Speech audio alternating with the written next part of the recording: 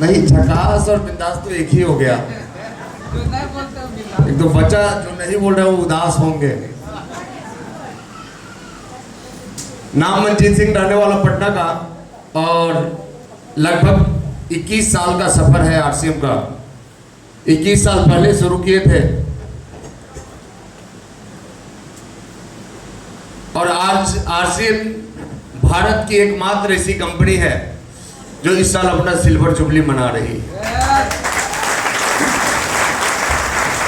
तो एक चीज मैं बताना चाहूंगा कि आज से 25 साल पहले भी बहुत सारे लोग इंतजार कर रहे थे कि अब कंपनी भागेगी, अब कंपनी भागेगी, अब कंपनी भागेगी, और आज भी बहुत सारे लोग इंतजार कर रहे हैं कि अब कंपनी भागेगी। और कंपनी भागी थी, लेकिन वो पीछे की ओर नहीं भागी, वो आगे की ओर भागी। तो आज आरसीएम नाम का मोहताज नहीं है। हम चर्चा करेंगे कि क्यों करना है, कैसे करना है, इन मुद्दों पे क्यों जरूरी है ये सिस्टम हर व्यक्ति के लिए। तो एक बार हम जानना चाहेंगे, आज पहली बार कितने लोग आए हैं? First time? काफी संख्या, एक बार इनके सम्मान में भी ताली बजनी चाहिए।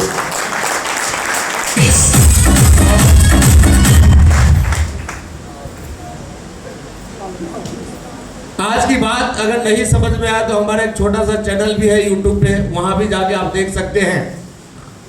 लेकिन हम तो यही बोलेंगे कि जब भी सीखना हो तो किताबों से सीखिए। यूट्यूब आपको भटकाने का ही काम करता है। यूट्यूब में ज्ञान कभी मिलता नहीं है। और आज का जो टॉपिक है हमारा वो क्या है? क्रांतिवीर। क्यों है ऐसा टॉपिक?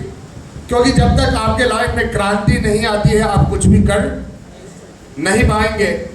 कुछ करना चाहते हैं आप लोग? यस। और जो नहीं बोल रहे हैं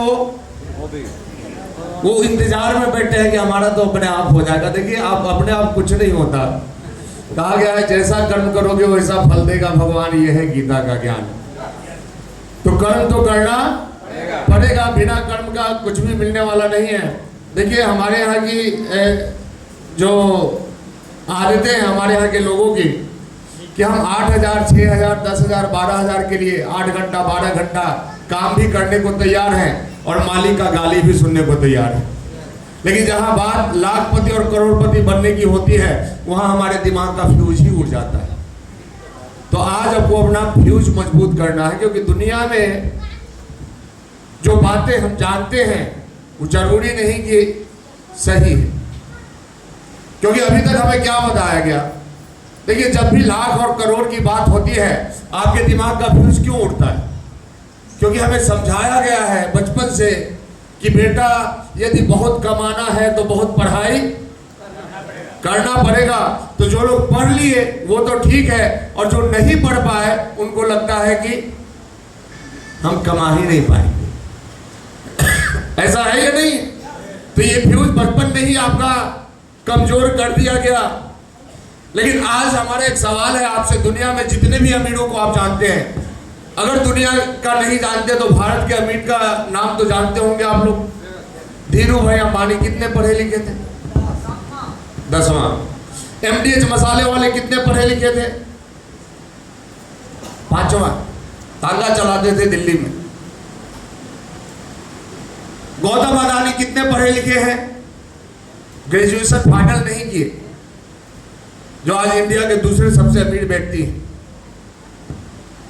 उसके बाद किसी भी अमीरों का लिस्ट उठा के देखिए, बिल गेट्स का क्वालिफिकेशन 12 पास है, वॉरेन बफेट का क्वालिफिकेशन वो भी उसी के आसपास के पढ़े लिखे हैं। तो कमाई का पढ़ाई से कोई लेना देना नहीं है। थोड़ा इस समझ से आपको बाहर निकलना पड़ेगा। तो अब लेना देना किससे है? तो लेना देना आपके जोश से है, लेना देना आपके जुनून से है, लेना देना आपके विश्वास से है, लेना देना आपके दृढ़ इच्छा शक्ति से है। ये जितने भी टेक्निकल अचीवर आए थे, इनको आरसीएम सफल नहीं बनाया, इनको इनका विश्वास सफल बनाया। ये विश्वास किए, काम करते गए, आगे बढ़ते गए, और आज उस मुकाम पे ये पहुंच चुके हैं। तो ये चीज आपके अंदर भी आएगी तो ये चीजें, ये लेवल, ये इनकम आपको भी हासिल हो सकता है। तो लेना चाहते हैं आप लोग? यस। सारे लोग? यस। तो भाई बोलना तो पड़ेगा। भरेगा, अगर मुंह बंद रहेगा तो कुछ नहीं होने वाला है। कहा गया है तू बोलेगा मुंह खोलेगा तब तो ये फसाना बदलेगा, तू खुद को बदल, तू खुद को बदल तब तो ये जमाना बदलेगा। तो जमाने को बदलना है तो अपने आप को तैयार है आप लोग? पीछे वाले यस। तो आज का टॉपिक ही हमारा क्रांतिवीर है, क्योंकि देखिए हमारे यहाँ क्या है कि जब जब शांति गई है तब तब क्रांति आई है। आज हमारे यहाँ के लोगों की आदत क्या है, यदि नौकरी नहीं मिली फिर भी घर में बैठे हुए हैं। कब तक? जब तक कि माता पिता का होटल चल रहा है। होटल बंद हो गया उसके बाद क्या करेंगे?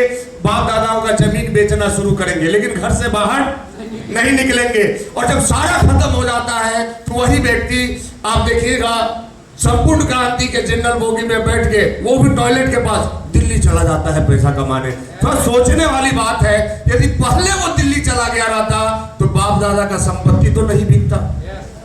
तो क्रांति कब आती है हमारे यहाँ? जब शांति खत्म हो जाती है। अब आज आदमी रिलैक्स में क्यों है?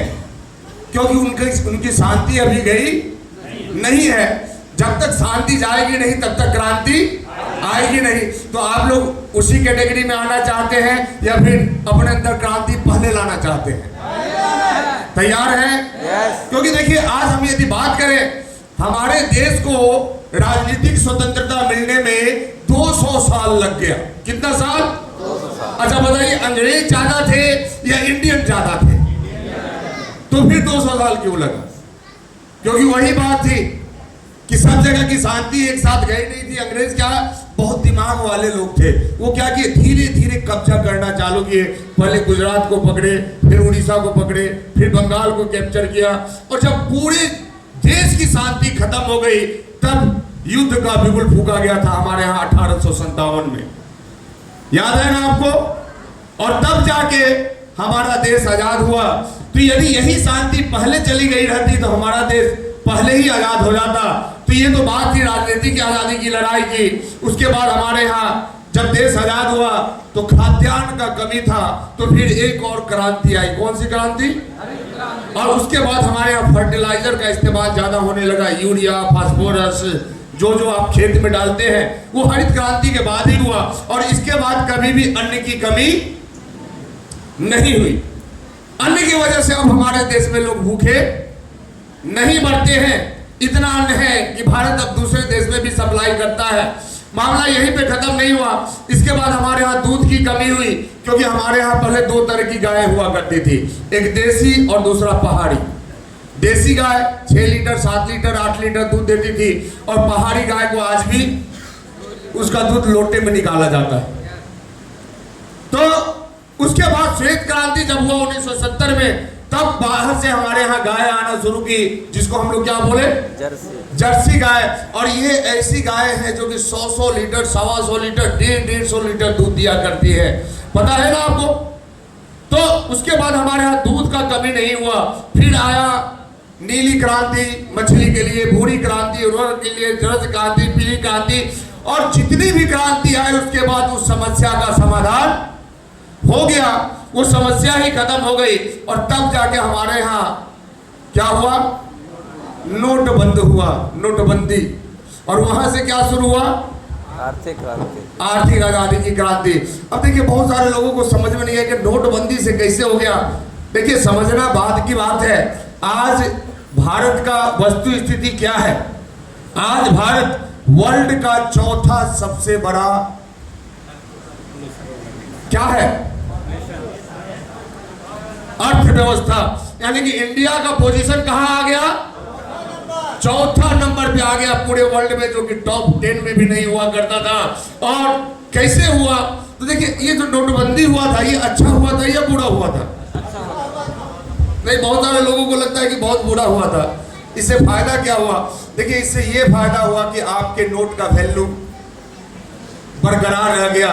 नहीं तो इतना ज्यादा नोट छापा गया था कि आपके नोट का वैल्यू ही खत्म हो जाता। आप देखे होंगे नोटबंदी में क्या हुआ? सरकार आपसे नोट ले ली और उसको कहां जमा कराया गया? रिजर्व बैंक में। जितना नोट छपा था उतना नोट वापस जमा हो गया।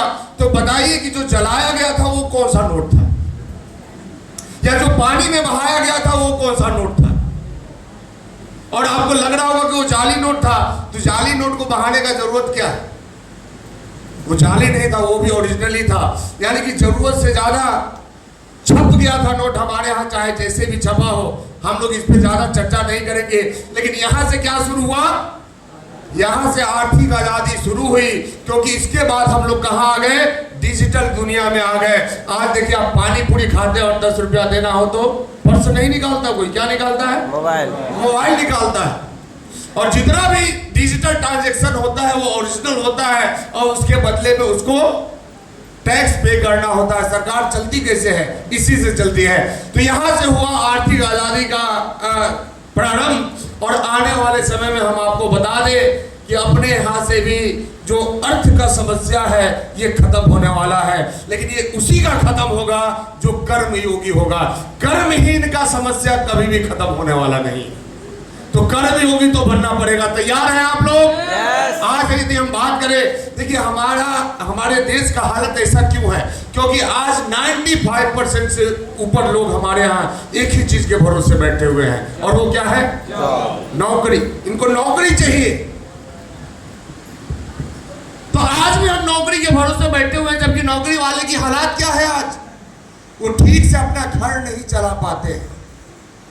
1 तारीख से कार्यक्रम शुरू होता है, पैसा देके सामान लेने वाला, और 25-26 आते आते खाता बही उनका दुकान पे चालू हो जाता है। बुरा मत मानिएगा यदि कोई नौकरी वाले लोग यहाँ पे हो तो। आज यदि हम बात कर रहे हैं कि नौकरी हम क्यों करते हैं, ताकि वहां से जो मिले उससे हमारा जीविका चले। आज नौकरी वाले को यदि घूस लेने की जरूरत पड़ रही है तो क्यों पड़ रही है? क्योंकि खर्चा बढ़ गया, यानी उतना में काम नहीं चल रहा है। तो आप देखे होंगे कि पुलिस वाले चालान काटने के बजाय बोलते हैं कि 100 रुपया दे दीजिए। ऐसा होता है या नहीं होता है? बैंक वाले बोलते हैं कि जब तक 2% नहीं दीजिएगा आपका लोन पास नहीं होगा। टीटी बोलता है कि जब तक 2-4-500 नहीं दीजिएगा आपको बर्थ नहीं मिलेगा। तो ये जो चल रहा है, ये क्यों चल रहा है? क्योंकि यहाँ के इनकम से काम नहीं चल पा रहा है। फिर भी लोगों का फोकस कहाँ है? जॉब पे है। और आज यदि हम बात करें जॉब का, तो देखिए हमारे यहाँ लोग बोलते हैं कि बेरोजगारी बढ़ रही है। हाँ या ना? बेरोजगारी बढ़ रही है ना?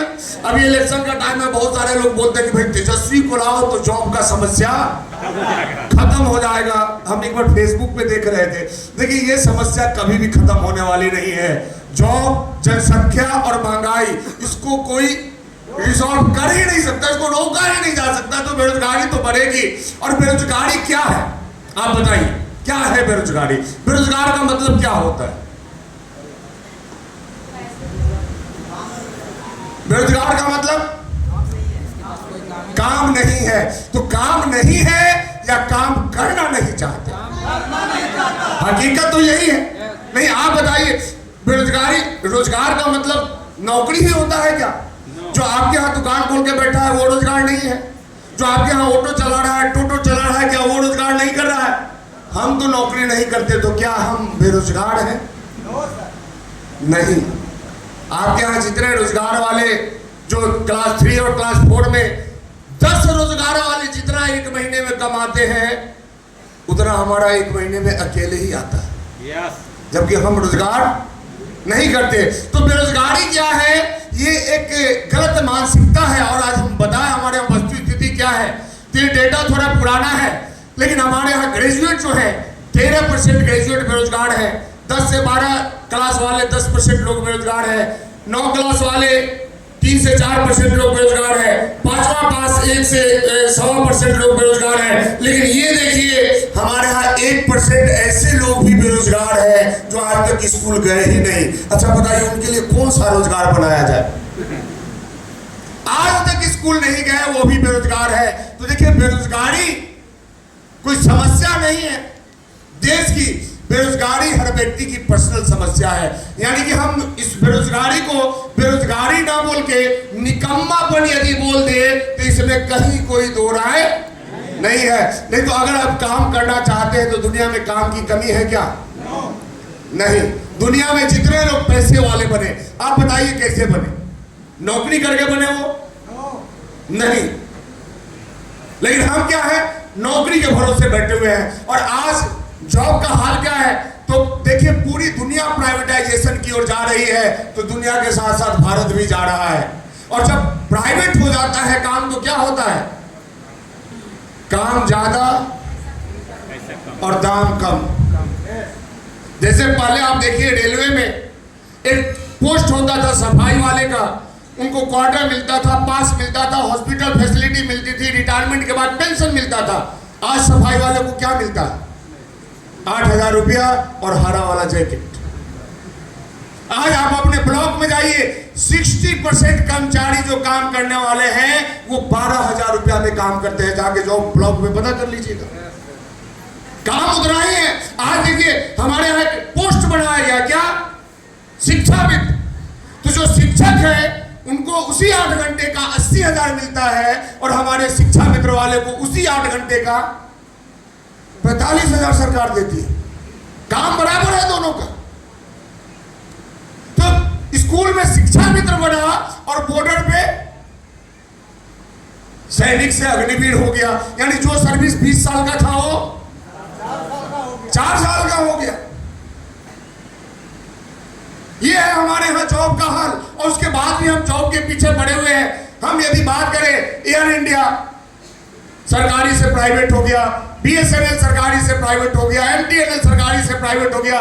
भारत में सबसे ज्यादा रोजगार देने वाली संस्था कौन, रेलवे, भारतीय रेल। और इसमें भी कई एक स्टेशन और कई एक ट्रेनें प्राइवेट हो गई। तो आने वाले दिनों में क्या होने वाला है, आने वाले दिनों में रोजगार खत्म नहीं होगा, जो लोग जॉबलेस नहीं होंगे, आने वाले दिनों में लोग वर्कलेस होने वाले हैं। क्या होने वाले हैं, वर्कलेस, काम ही नहीं रहेगा। आप देखिए अभी युद्ध हुआ, उसका नाम क्या था, मिशन सिंदूर। कितने सैनिक लड़ने गए थे, कितने सैनिक गए थे लड़ने। तो अगर न्यूज देखे होंगे तो लड़ाई कौन किया, या तो मिसाइल किया, नहीं तो ड्रोन किया। सैनिक बॉर्डर क्रॉस नहीं किया। दुनिया ऑटोमेशन में जा रही है। आज से 15 साल पहले आप बैंक जाते थे, एक काउंटर होता था लेने वाला और एक काउंटर होता था 10 साल पहले देने वाला काउंटर बंद और 5 साल बाद लेने वाला काउंटर भी बंद हो गया। वो भी मशीन आ चुकी है। आप रेल को देखिए, रेल में टिकट चेक करने के लिए कौन होते हैं, टीटी। मेट्रो पे चढ़े हैं आप लोग, वहां कौन होता है, तो जब टीटी रहता है तो भी लोग विदाउट टिकट चल लेते हैं ट्रेन में, हाँ या ना। मेट्रो में कभी चल के देखे हैं, कहा है वहां तो कोई टीटी ही नहीं है, मशीन है वहां। यानी कि मशीन आदमी से ज्यादा बढ़िया काम करता है। अब वही मशीन ट्रेन में लग जाए तो टीटी का नौकरी गया कि नहीं गया, जाएगा ही जाएगा। आप जो जॉब ढूंढ रहे हैं वो नौकरी ही खत्म होने वाली है। युद्ध रोबोट लड़ेगा, रेस्टोरेंट रोबोट चलाएगा, स्कूल में पढ़ाई कौन करवाएगा, रोबोट। अभी केरल में शुरू हो गया। मास्टर में क्या है, बहुत लफड़ा है।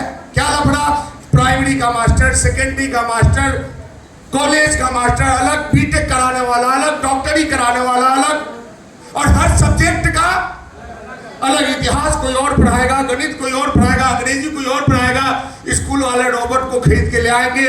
अब जिसको पढ़ाना है, इतिहास पढ़ाना है, इतिहास का SD कार्ड डाल देगा, और गणित पढ़ाना है, गणित का SD कार्ड डाल देगा। कोई हर महीना वेतन देने का जरूरत नहीं और कोई घंटा गिनने का जरूरत नहीं है। तो दुनिया ऑटोमोशन की तरफ जा रही है। यानी कि आने वाले दिनों में वर्कलेस हो जाएगी दुनिया। गाड़ी चलेगी लेकिन वो गाड़ी में ड्राइवर नहीं होगा। खेत में ट्रैक्टर चलेगा लेकिन वो बिना ड्राइवर का ट्रैक्टर होगा। रेस्टोरेंट में सारा काम रोबोट करेगा। हर जगह वेंडिंग मशीन। अभी आप देखते हैं आपके यहाँ पानी पूरी बेचने के लिए ठेला लगता है, वो ठेला तो लगेगा लेकिन वहां आदमी नहीं रहेगा। पैसा डालिए, पानी पूरी अपने आप निकल जाएगा। मशीन आ चुका है, यूट्यूब पे देख लीजिएगा। नल लगा हुआ है, खट्टा पानी चाहिए इधर गिलास डालिए, मीठा पानी चाहिए इधर गिलास डालिए। सारा मामला खत्म होने वाला है। यानी कि आने वाले दिनों में क्या है, गरीबी पांव पसार रही है, हाँ या ना। भले ही आप अपने आप को माने या ना माने, लेकिन हकीकत तो यही है कि हर 5 में से एक भारतीय गरीब है, गरीबी रेखा के नीचे। गरीब वो गरीब नहीं जो दिखने वाला गरीब है, इनका इनकम 60 रुपये से भी नीचे है प्रतिदिन का, हर 5 में से एक। वैसे लोग इस हॉल में भी अभी बैठे होंगे। तो ये है हमारे देश का हाल। यदि हम बात करें कि ये गरीबी का सीन क्या है हमारे यहाँ, तो देखिए आज हमारे देश का जनसंख्या लगभग 150 करोड़ बताया जाता है, हाँ या ना? अब यदि हम बात करें तो हमारे यहाँ यदि आप 50,000 रुपया महीना कमाते हैं, कितना? तो आप इंडिया के 3% लोगों में आ जाते हैं। कितने परसेंट? 3% का मतलब क्या हुआ? अगर जनसंख्या 150 करोड़ है तो 45 करोड़ लोग मात्र ऐसे हैं, ये सॉरी हाँ, जो 50,000 से ऊपर कमाते हैं। यदि आप 1.5 लाख रुपया महीना कमाते हैं हमारे देश में, तो आप इंडिया के 2% लोगों में आ जाते हैं। मतलब ऐसे कमाने वाले लोग कितने हैं? मात्र 3 करोड़। यदि आपका इनकम 3.5 लाख रुपया महीना है, तो आप इंडिया के 1% लोगों में आ जाते हैं। यानी कितने करोड़? 1.5 करोड़।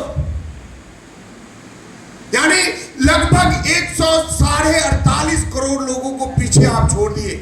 ये हमारे देश का हाल है। अगर विश्वास नहीं है तो आप चेक कीजिए, इस हॉल में जितने भी लोग 50,000 से ऊपर कमाते हैं, एक बार हाथ खड़ा करें।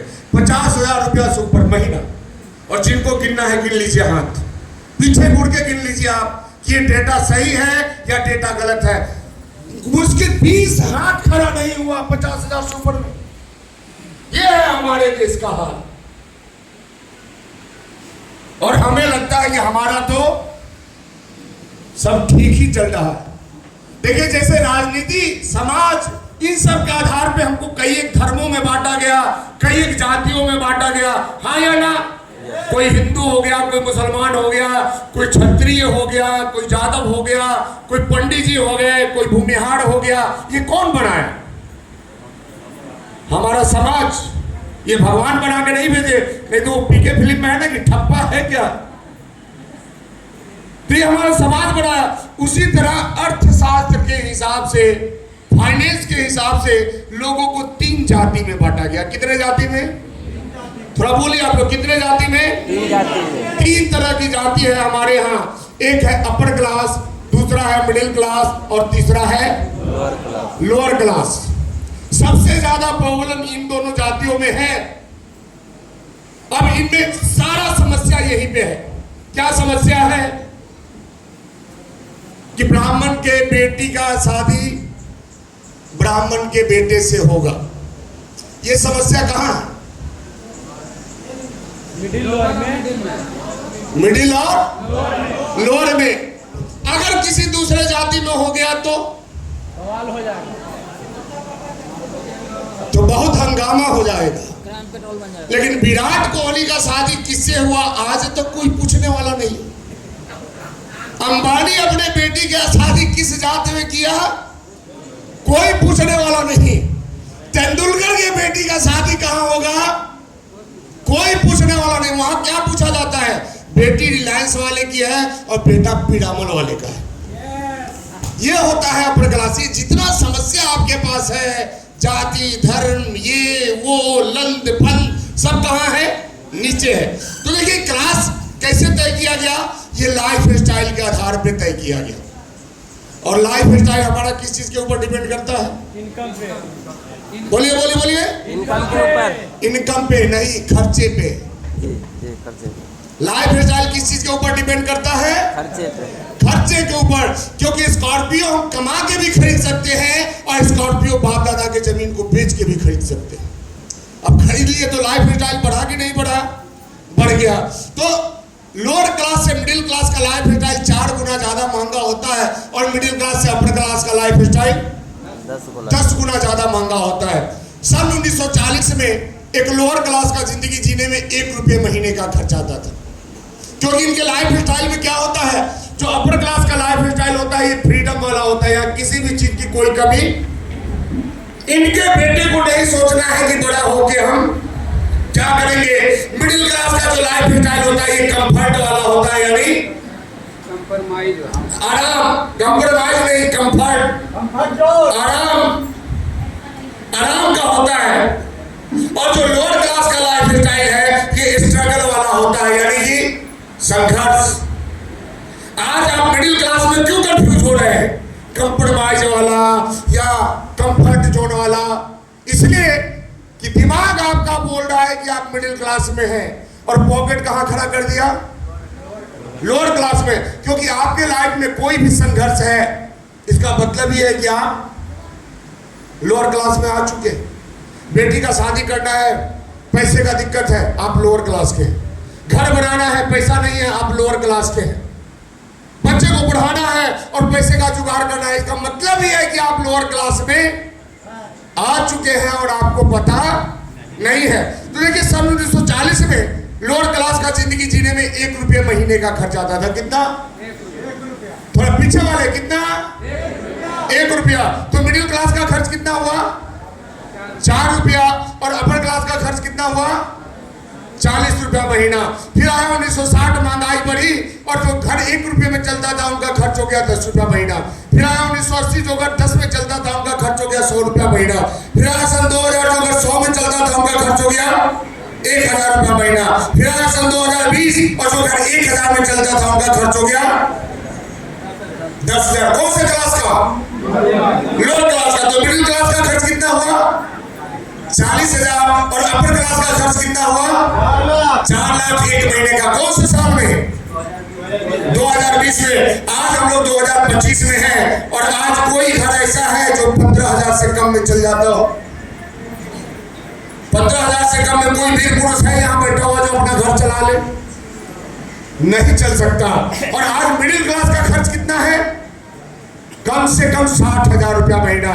यदि 60,000 से कम में आपका घर चलता है, यानी आपके घर का मंथली खर्च 60,000 से कम में है, तो इसका मतलब ही है कि आप लोअर क्लास का जिंदगी जी रहे। आप कंफर्ट वाला जीवन नहीं जी सकते। जिनका घर 60,000 से कम में चलता है उनके घर में दूध तो आता है, लेकिन या तो चाय बनाने के लिए आएगा या फिर बच्चे को पीने के लिए आएगा। घर के सारे लोग दूध पी के नहीं सोते। उनके यहाँ फल तो आएगा, लेकिन वो फल कब आएगा? या तो बीवी फास्टिंग करे तब आएगा, जैसे करवा चौथ था, सबके घर में आया होगा। नहीं तो बस आम का सीजन आएगा तब आएगा फल। अच्छा, आम के सीजन में भी आम कैसे आता है उनके यहाँ? किलो के हिसाब से नहीं आता है, गिनती के हिसाब से आता है। 10 आदमी है, 10 को आम तोल दो, एक एक को खा लेगा। तो ये हालत है हमारे यहाँ लोअर क्लास का।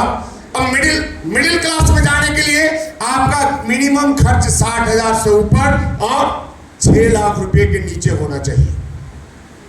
अब फिर 20 साल बाद कौन सा साल आएगा? और आपको गरीब वाला जिंदगी जीने के लिए 1 लाख रुपया महीना चाहिए। कितने साल बाद? आज से 15 साल बाद गरीब वाला जिंदगी जीने के लिए 1 लाख रुपया महीना चाहिए। नोट कर लीजिए, आप लोग आरसीएम कीजिए या मत करिए, क्योंकि इससे महंगाई रुकने वाली नहीं है। आप देखिए, जब 1940 से लेके सन 2000 तक डेटा ये सही है, तो 2040 में ये डेटा गलत होने वाला नहीं है। क्या हो रहा है? हर 20 साल में आपके खर्चे में 1 जीरो बढ़ जा रहा है। आप चेक कर लीजिए। आज हमारे यहाँ लोगों को लगता है कि थोड़ा पैसा बचा लो और कहाँ लगा दो? जमीन में लगा दो, क्योंकि जमीन का रेट बढ़ रहा है। रेट कुछ नहीं बढ़ रहा। आपके बिहार शरीफ में जो जमीन 50 लाख का है, वो आज से 20 साल पहले 5 लाख रुपए का था। कितने का था? और उसके 20 साल पहले कितने का था? 5,000 रुपए का था।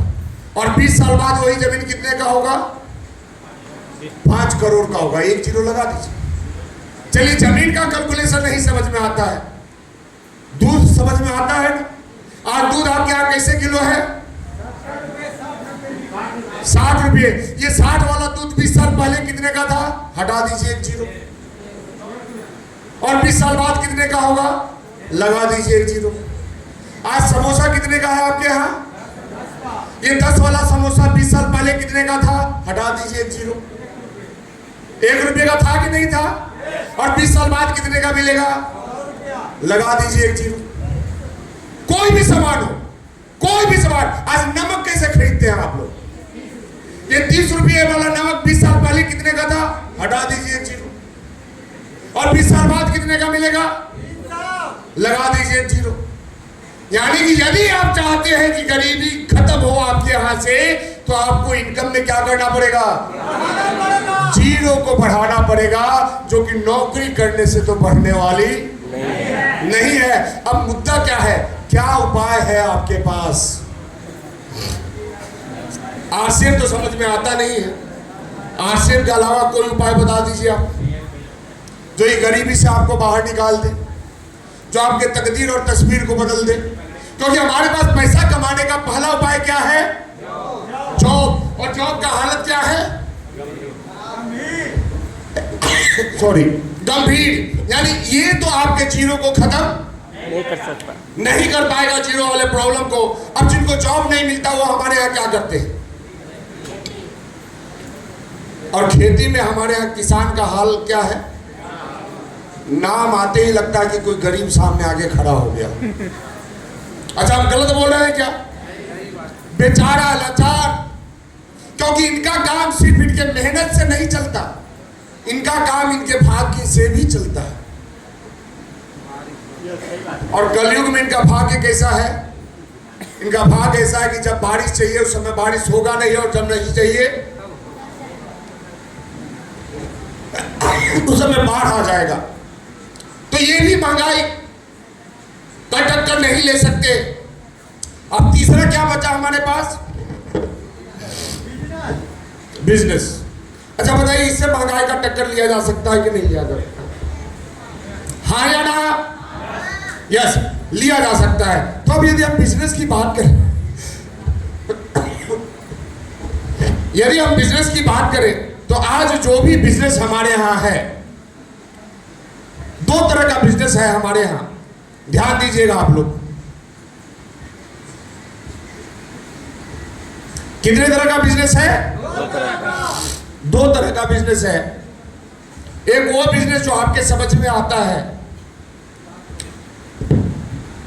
जिसको हम लोग बोलते हैं ट्रेडिशनल बिजनेस। और एक वो बिजनेस जो आपके समझ में नहीं आता, जिसको हम लोग बोलते हैं आरसीएम बिजनेस। अब देखिए, ट्रेडिशनल बिजनेस में क्या क्या काम है?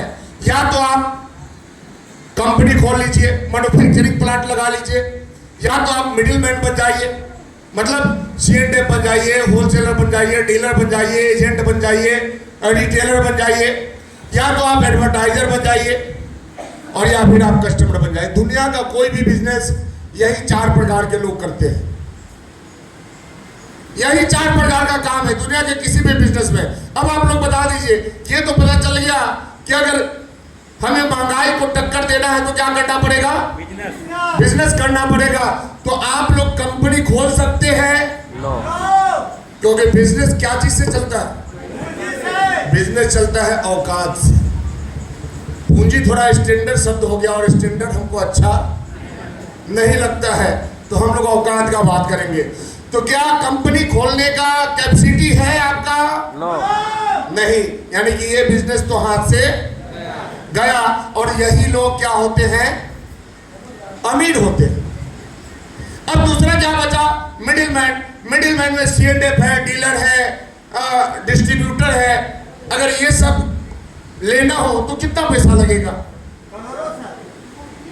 तो करोड़ों है आप लोगों के पास? नहीं। तो बिजनेस का सबसे छोटा रूप रिटेलर। आपको बिहार शरीफ में एक रिटेल का भी दुकान खोलना हो तो कितना रुपया लगाना पड़ेगा?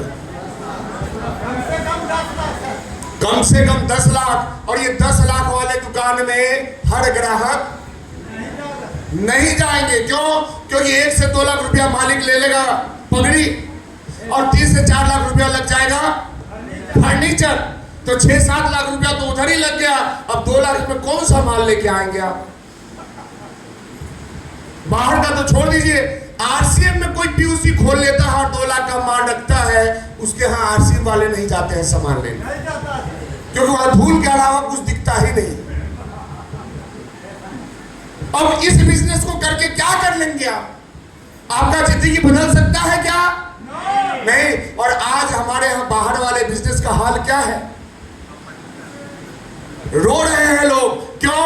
क्योंकि बिजनेस का पहले क्या नियम था? आज से 15 साल पहले बिजनेस का नियम था कि पैसा लगाओ, पैसा कमाओ। लेकिन अब नियम बदल चुका है। अब नियम है कि पैसा उड़ाओ तब पैसा कमाओ। क्या तो लगाने का पैसा नहीं है, उड़ाएंगे कहां से? अरे ये बात बहुत सारे लोगों के समझ में नहीं आई होगी, अभी हम समझाते हैं। रिलायंस जियो लेके आया, 2 साल क्या किया? क्या किया? उड़ाया। आपको फ्री में दिया, क्या उसको भी फ्री में मिल रहा था? और लोगों को क्या लग रहा था कि ग्राहक को आदत लगा रहा है फ्री का। वो आदत नहीं लगा रहा था, वो आपके लिए फ्री नहीं किया था। वो किसके लिए फ्री था? वो डोकोमो को उड़ाने के लिए था, वोडाफोन को उड़ाने के लिए था, रिलायंस सीडीएमए को उड़ाने के लिए था, एयरसेल को उड़ाने के लिए था। और जब सब उड़ गए तो आज फ्री वाला आपको उड़ा रहा है। भरवा रहा है ना 799 वाला। नहीं, आज देखिए, आज से 10 साल पहले हम ऑटो से जाते थे पटना जंक्शन से अपने घर रिजर्व करके, तो 10 साल पहले 250 रुपया लगता था। कितना लगता था? और आज पटना जंक्शन से हम मजिस्ट्रेट कॉलोनी बुक करते हैं ऑटो, तो उबर वाला 150 रुपया लेता है। बताइए, महंगाई बढ़ी या घटी? पेट्रोल का दाम बढ़ा या घटा 10 साल में? ऑटो का दाम बढ़ा या घटा? मजदूरी बढ़ा या घटा? तो भाड़ा क्यों घट गया? टेक्नोलॉजी आया सर। नहीं, वहां उबर वाला उड़ा रहा है। उबर वाला उड़ा रहा है कि सारे ऑटो वालों या तो उबर से जुड़ जाओ और नहीं तो अपना ऑटो उड़ा के ले जाओ। अब मजबूरी है सबको उबर से जुड़ना, और जिस दिन सारे ऑटो वाले उबर से जुड़ गए, ये 150 भाड़ा 550 रुपया हो जाएगा। ये है बिजनेस पॉलिसी।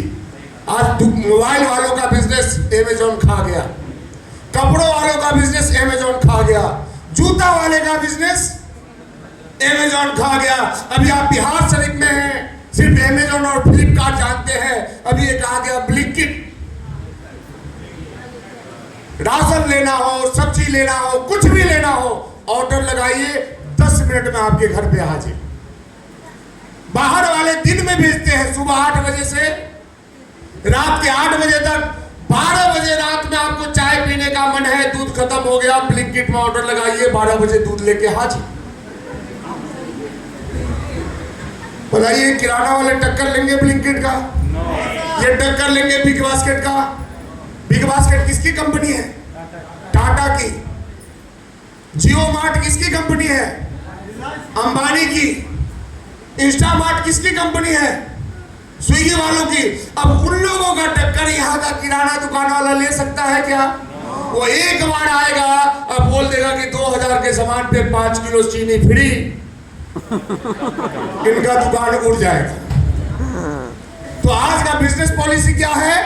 पैसा उड़ाओ, पैसा उड़ाओ, पैसा कमाओ और फिर कमाओ। तो यहाँ तो लगाने का पैसा नहीं है, उड़ाएंगे कहां से?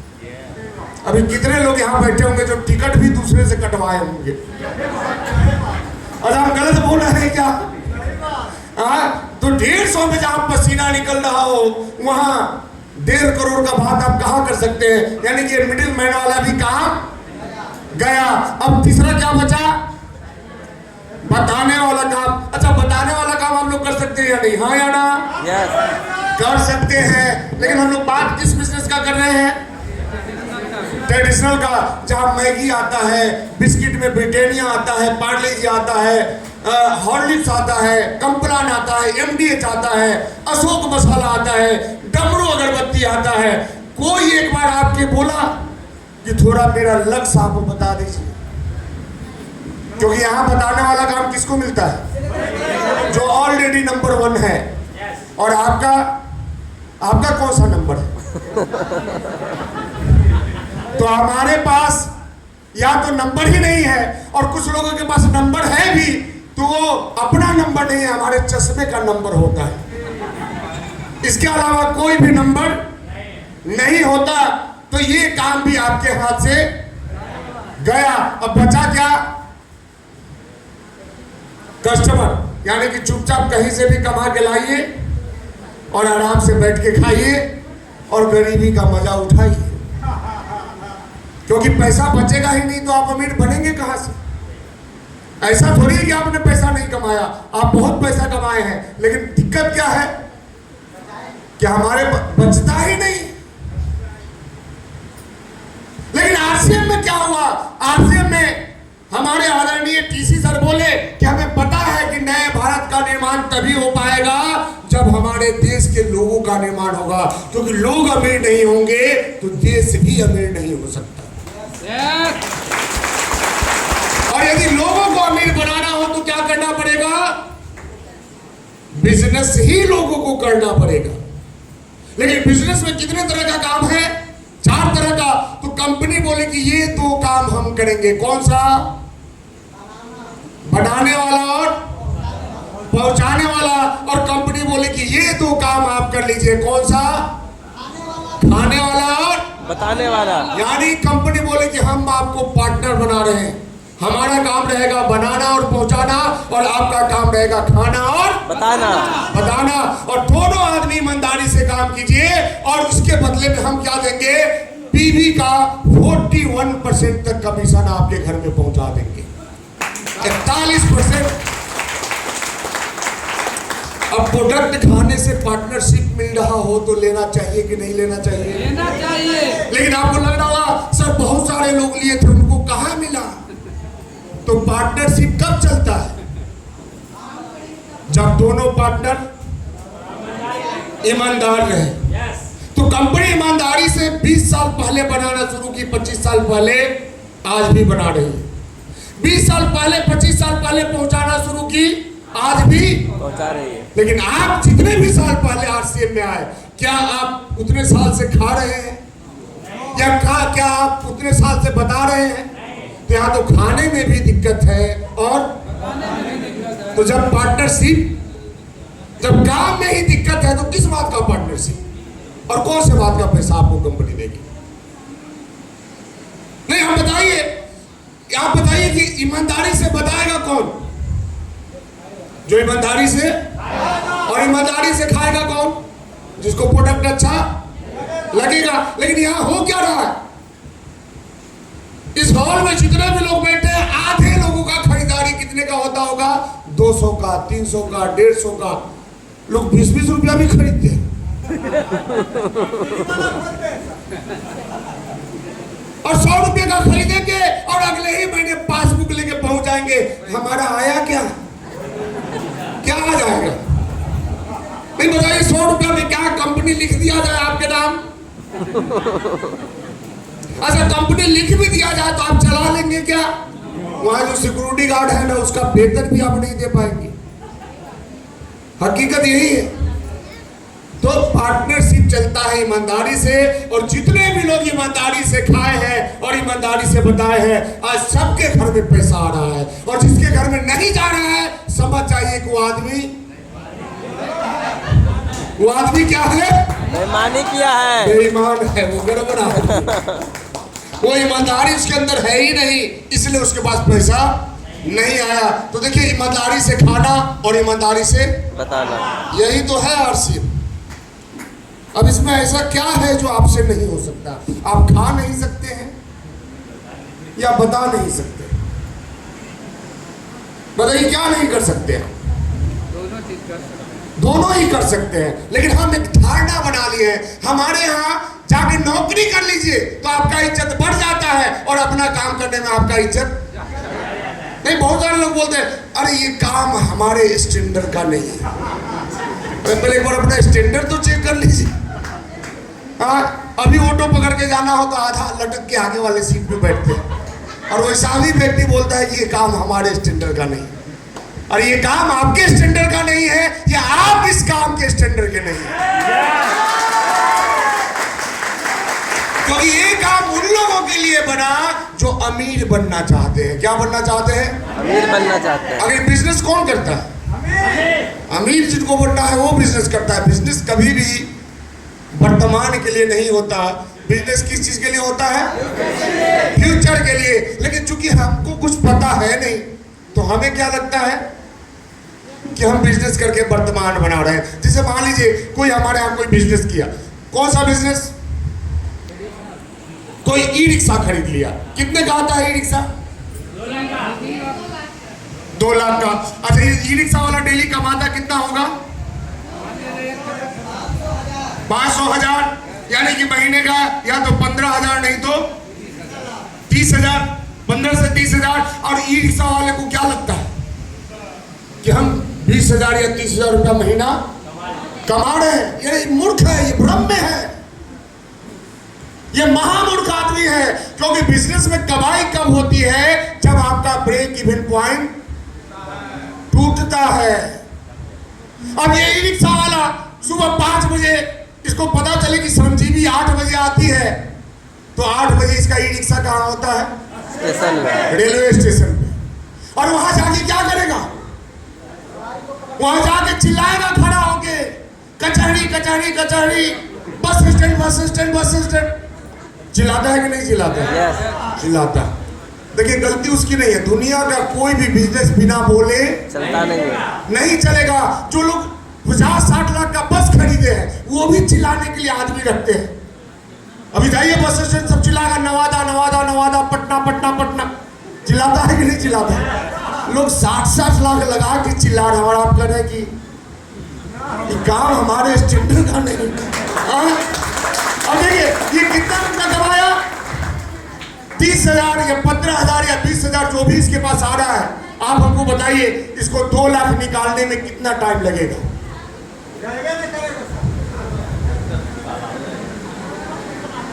1.5 से 2 साल इसको लग जाएगा अपना 2 लाख निकालने में। यानी कि वो ई रिक्शा वाला 2 साल फ्री में खटा, 2 लाख लगा के खटा, और यहाँ 2 महीना पैसा नहीं आता है तो आरसीएम खराब है। अरे आरसीएम खराब है कि आपका दिमाग ही खराब हो गया?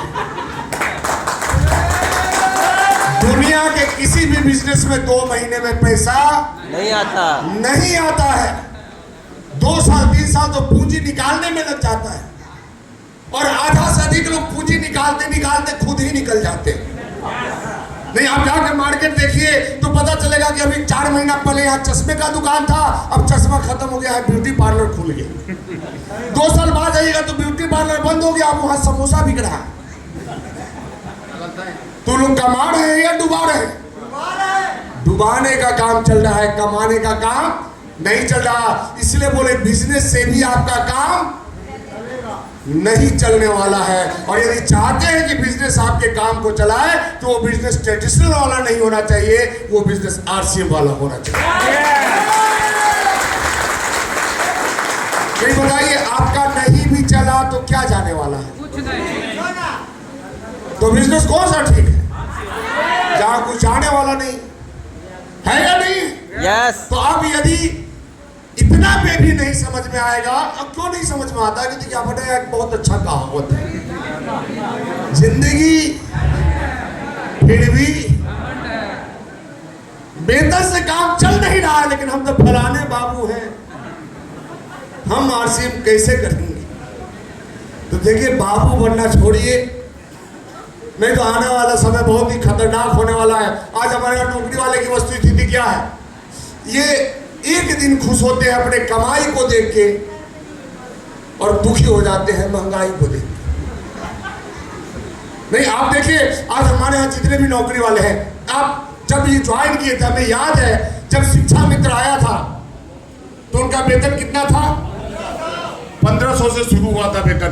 और हमारे आसपास के लोग बहुत हमको गाली दे रहे थे। क्यों? क्योंकि हम ये नौकरी नहीं किए थे। ना वो बंद नहीं हुआ है, वो छोड़ दीजिए। क्यों गाली दे रहे थे? क्योंकि हम वो नौकरी नहीं किए थे। और आपको लग रहा होगा कि नौकरी तो ऐसे बोल रहे जैसे इनको मिल रहा था। मिल रहा था। क्यों मिल रहा था? क्योंकि उस समय ये नौकरी कौन देता था? मुखिया, और हमारे बड़े पिताजी भी मुखिया थे। और आज भी हमारा परिवार संयुक्त परिवार है।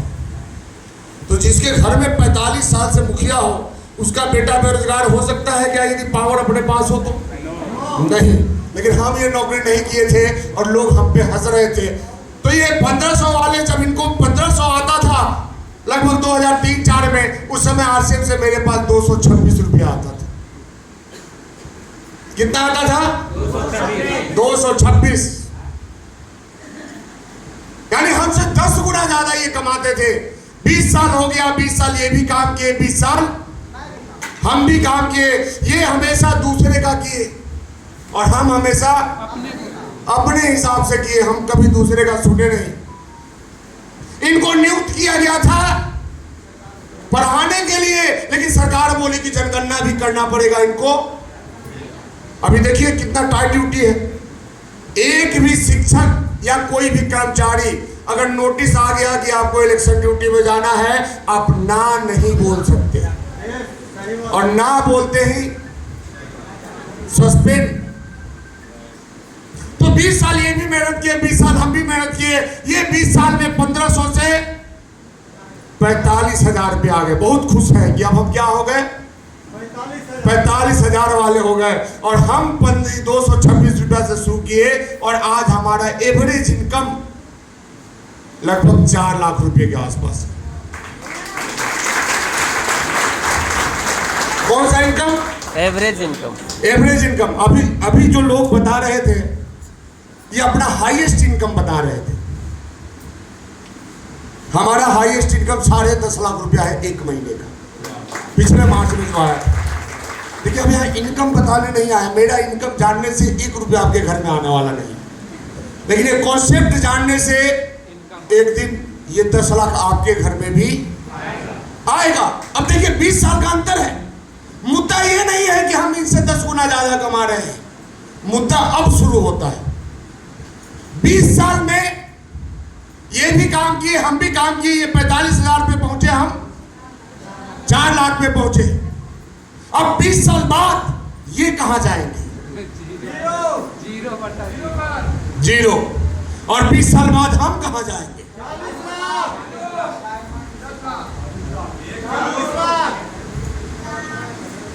कितने अंक का था? 3 अंक का।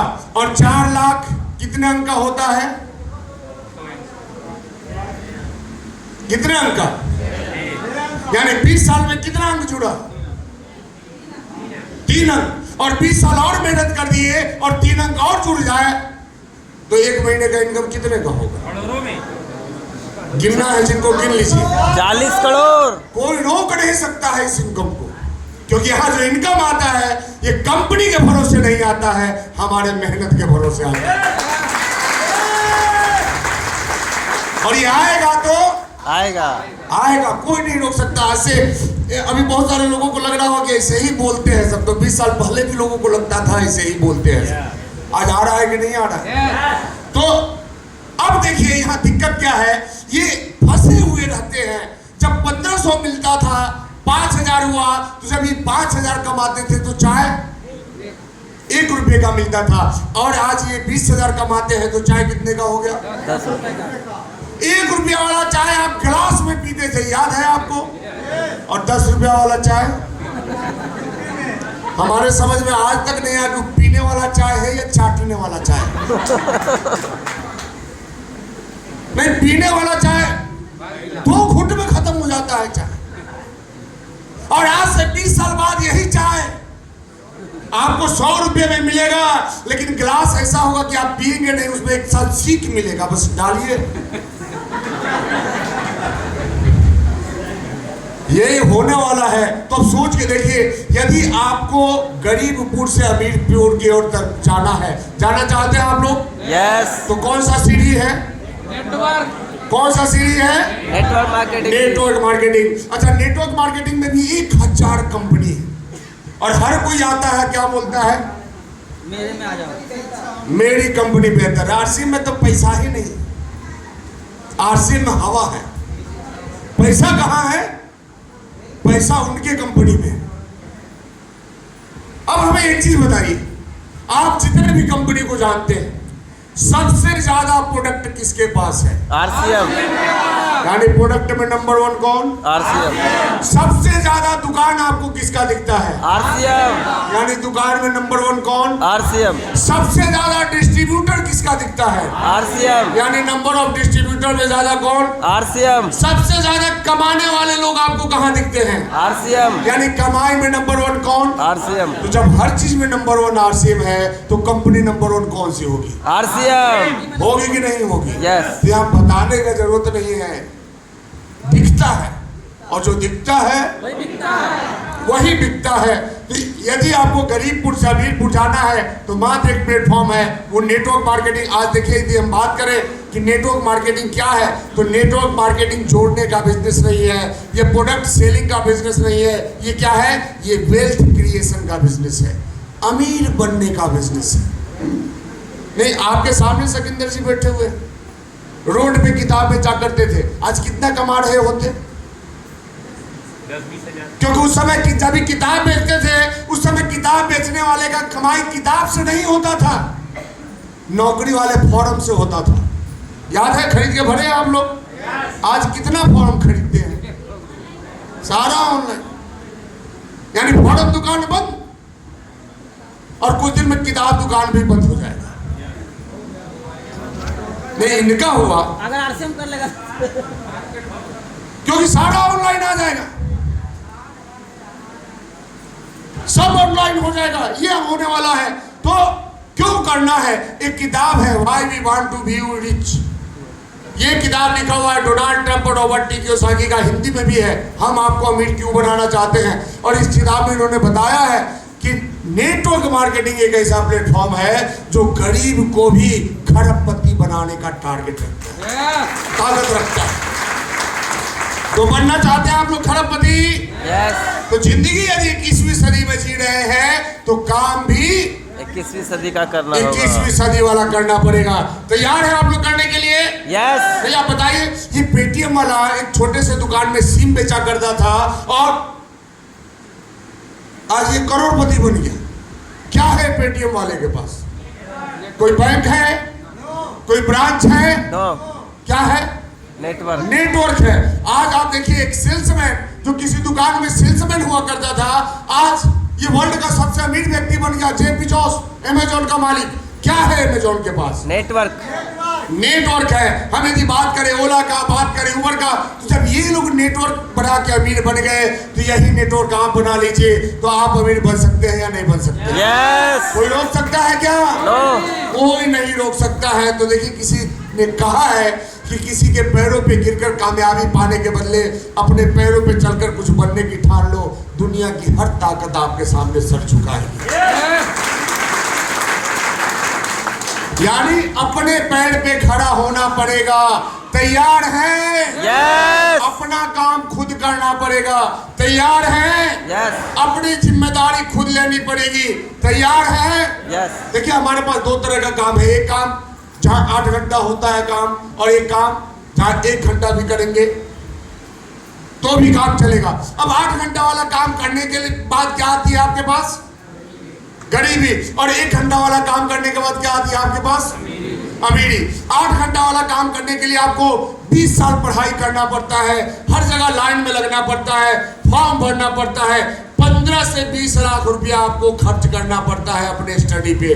उसके बाद 2 से 4 लाख रुपया आपका फॉर्म भरने में खर्च हो जाता है, कोचिंग के नाम पे खर्च हो जाता है। और इतना करने के बाद भी 20,000 की गारंटी नहीं है। और यहाँ क्या करना है? 1500 से 5,000 खाइए और लोगों को बताइए, यानी खाना और खिलाना, बस ये 2 काम है। और ये 2 काम 1 घंटा कर लेते हैं, तो ये काम अमीर बनाने का ताकत आपको रखता है। अब बताइए, कौन सा काम करना चाहिए?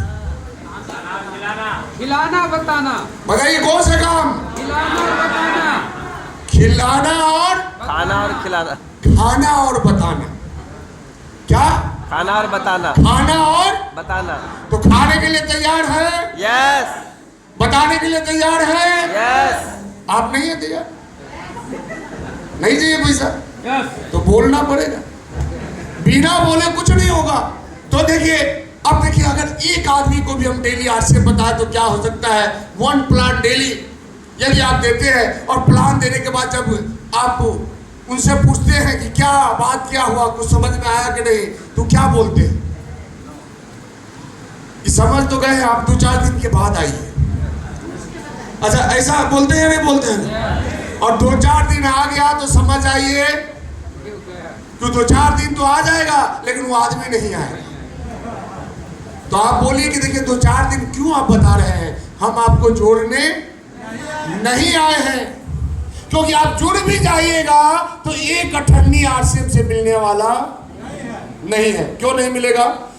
क्योंकि आरसीएम उसी को पैसा देती है जो ईमानदारी से खाता है और ईमानदारी से बताता है। तो ईमानदारी से बताएगा कौन? खाएगा। जो खाएगा। और ईमानदारी से खाएगा कौन? जिसको प्रोडक्ट अच्छा लगेगा। तो पहले क्या कीजिए, 100-200 का प्रोडक्ट खाइए, अच्छा लगे तो आइए, नहीं लगे तो जाइए। अच्छा, ऐसा कर सकते हैं या नहीं कर सकते? यस। लेकिन हम क्या करते हैं? हम तो उल्टा ही चलते हैं। आ जाइए ना, कुछ नहीं करना पड़ेगा, सब हम ही कर देंगे। मतलब ऐसा गिरगिराते हैं जैसे कि कोई भिखारी, प्लान दिखाने नहीं, भीख मांगने गए हैं। क्या जी आप ज्वाइन कर लीजिए, आपके आने से हमारा कल्याण हो जाएगा। अरे हम उनका कल्याण करने गए हैं या वो हमारा कल्याण करेंगे? हम कल्याण करने गए हैं। आज से 21 साल पहले अकेले जुड़े थे और करते करते आज 200 रॉयल्टी अचीवर है हमारे नीचे। आज हमारे नीचे 100 से ऊपर टेक्निकल अचीवर है, यानी कि 100 लोग ऐसे हैं जिनका कमाई 1 लाख रुपया महीना से ऊपर है। वो क्या करेंगे हमारा कल्याण करने वाले इधर बैठे हैं, तो आप हैं कल्याण करने वाले।